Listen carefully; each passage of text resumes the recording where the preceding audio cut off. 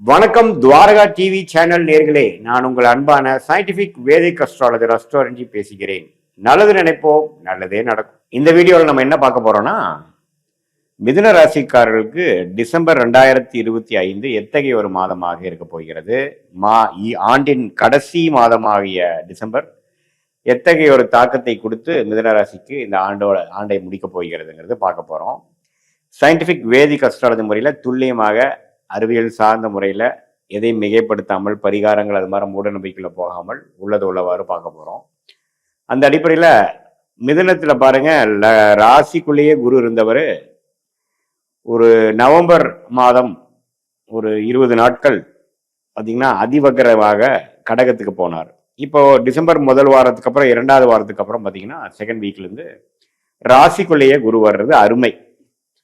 அதே சமயத்தில் அந்த குரு 7ஆம் இடத்தை பார்க்கிறார். முதல் 2 வாரம் பார்த்தீங்கன்னா செவ்வாய்,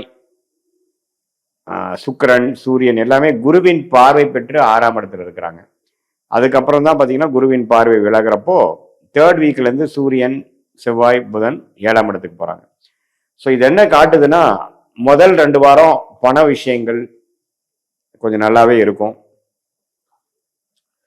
வரவு செலவுகள், அதாவது ஸ்பெகுலேஷன், இம்போர்ட் எக்ஸ்போர்ட், பங்கு சந்தை, லாட்ரி, அடுத்தவங்களுடைய பணம், கடன், சுபக்கடன், அது மாதிரி சில பண புழக்காட்டம் அதிகமாக வரக்கூடிய அமைப்புகள் முதல் 2 weeks, first half of December மிதுன ராசிக்காரர் எதிர்பார்க்கலாம். தொழில் அபிவிருத்தி பண்றவங்க ஒரு சுபக்கடன் வர்றது, ஒரு பணம் வர வேண்டிய பணம் வருவது,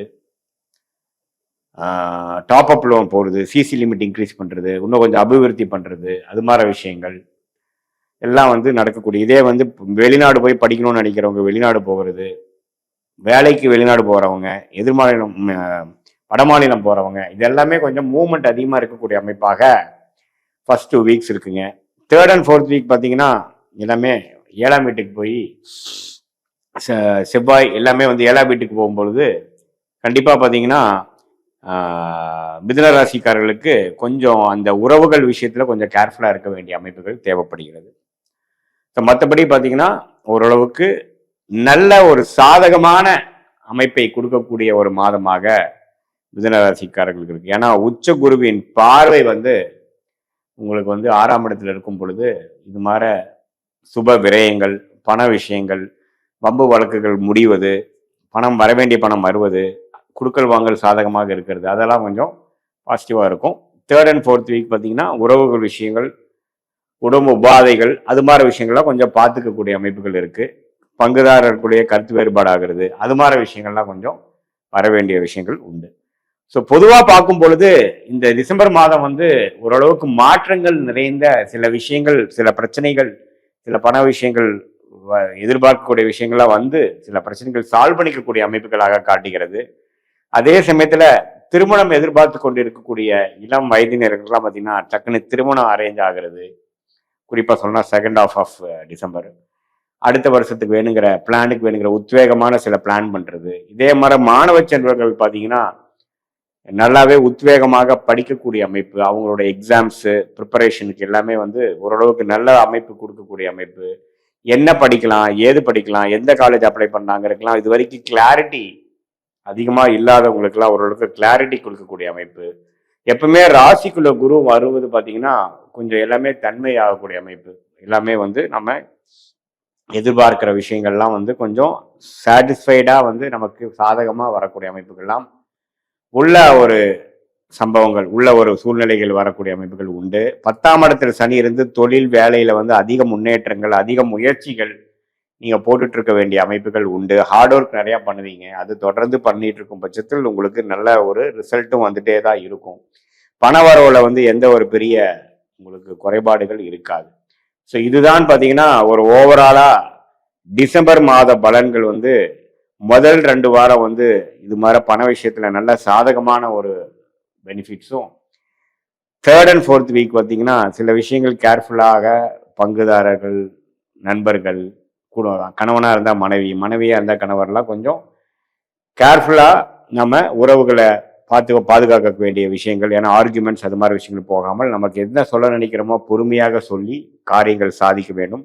வேகத்தை காட்டிலும் விவேகம் தேவைப்படக்கூடிய அமைப்புகளாக நமக்கு வந்து டிசம்பர் மாதம் வந்து மிதுன ராசிக்காரர்களுக்கு இருக்கு. நல்ல உயர்வை குடிக்கக்கூடிய நல்ல ஒரு முன்னேற்றங்கள், குறிப்பா சொன்னா ரியல் எஸ்டேட் துறையில இருக்கிறவங்க, டெக்னிக்கல் துறையில இருக்கிறவங்க, மீடியா துறையில இருக்கிறவங்களுக்கெல்லாம் நல்ல முன்னேற்றங்கள் கொடுக்கக்கூடிய ஒரு அற்புதமான ஒரு மாதமாக டிசம்பர் மாதம் 2025 மிதுன ராசிக்காரர்களுக்கு இருக்கு. இது ஒரு பொதுவான பலனை தவிர உங்களுடைய ஜென்ம ஜாதகத்துல வந்து என்ன தசாபுக்திகள் போய் கொண்டிருக்கிறது, எந்த லக்னத்துல பிறந்தீங்க, அந்த தசநாதன் புக்திநாதன் எப்படி வந்து உங்களுக்கு லக்னத்துக்கு செயல்பட போறார், என்ன ஆதிபத்தியம் பெற்றிருக்கிறார், அந்த தசநாதன் புக்திநாதன் வந்து ஸ்தான பலம் இருக்கிறாங்களா, எந்த குருவின் பார்வை இருக்கா, எப்படி இருக்கு, அது வந்து நம்மளோட பேசின இப்ப கோச்சார பலன்ல பயிற்சி பலன்ல எப்படி இருக்கிறாங்க, எந்த மாதிரி ஒரு தாக்கத்தை கொடுக்க போறாங்கிறது இந்த கோச்சார பலனையும் தசாபுக்திகளையும் ஒரு சேர்ந்து பார்க்கும் பொழுது துல்லியமான அடுத்த வரக்கூடிய மாதங்கள் எப்படி இருக்க போகுது, அடுத்த வருடம் எப்படி இருக்க போகுது, எது மாதிரி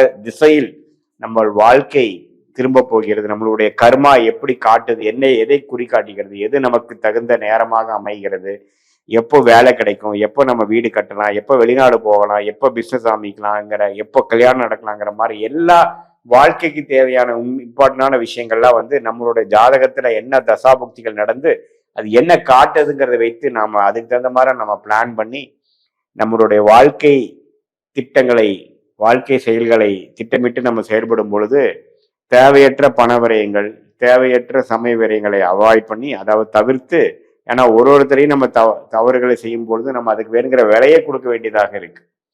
ஸோ அதெல்லாம் நம்மளுடைய இந்திய வேத ஜோதிட அடிப்படையில எப்படி நமக்கு தசாபுக்திகள் வருகிறது, கோச்சாரத்துல நம்ம கிரகங்கள் எப்படி இருக்கு, நமக்கு எந்த துறை நமக்கு நல்லது, எப்போ நம்ம மாறலாம், எப்போ நம்ம சில முதலீடுகள் செய்யலாங்கிறதெல்லாம் தகுந்த நேரங்கள் பார்த்து அதுக்கு தகுந்த மாதிரி முடிவுகளை நம்மளுடைய இண்டிவிஜுவல் ஜாதக பொறுத்து நம்ம செயல்படும் பொழுது தேவையற்ற எதிர்நீச்சல் செயல்களும் டிலேஸ் அண்ட் டினைல்ஸ் இன் லைஃப் நம்ம அவாய்ட் பண்ணி எளிதில் நம்ம என்ன நினைக்கிறோமோ, எது மாதிரி பிளான் பண்றோமோ அதுல வந்து எந்த விதத்திலும் தவறுகள் இல்லாமல் குறைந்த சேதாரங்கள், குறைந்த செலவுகள் மூலமாக தேவையற்ற செயல்கள் செய்து வீண் விரயங்கள், வீண் டைம் வேஸ்ட் எல்லாம் செய்யாமல் எந்த விஷயத்தை நாம வந்து செய்ய நினைக்கிறோமோ நம்மளுடைய பிராப்தத்துக்கு நிகராக, ஃபார் எக்ஸாம்பிள் நீங்க பாத்தீங்கன்னா ஐடி துறையில இருக்கிறவங்களா இருந்தா எந்த நேரத்துல வேலை மாறலாம், எந்த நேரத்துல ஆன்சைட் நம்ம அப்ளை பண்ணி போகலாம், அல்லது திருமணம் எதிர்பார்க்க கொண்டு இருக்கிறவங்களுக்கு எந்த நேரத்தில் திருமணம் அமையக்கூடிய அமைப்புகள் உண்டு, வியாபாரத்தில் இருக்கிறவங்களுக்கு அடுத்து வரக்கூடிய காலகட்டங்கள் எப்படி இருக்கு, எப்போ நம்ம கடன்லாம் அடையும், அது மாதிரி விஷயங்கள்லாம் நம்ம தெரிந்து அதுக்கு தகுந்த மாதிரி நீங்க வாழ்க்கை சம்பவங்களை திட்டமிட்டு செயல்படுவீங்க, ஆனால் வாழ்க்கையில் எளிதில் வெற்றி பெற முடியும் என்று சொல்ல விரும்புகிறேன். மீண்டும் மற்றொரு காணொளியில் சந்திப்போம். நன்றி, வணக்கம்.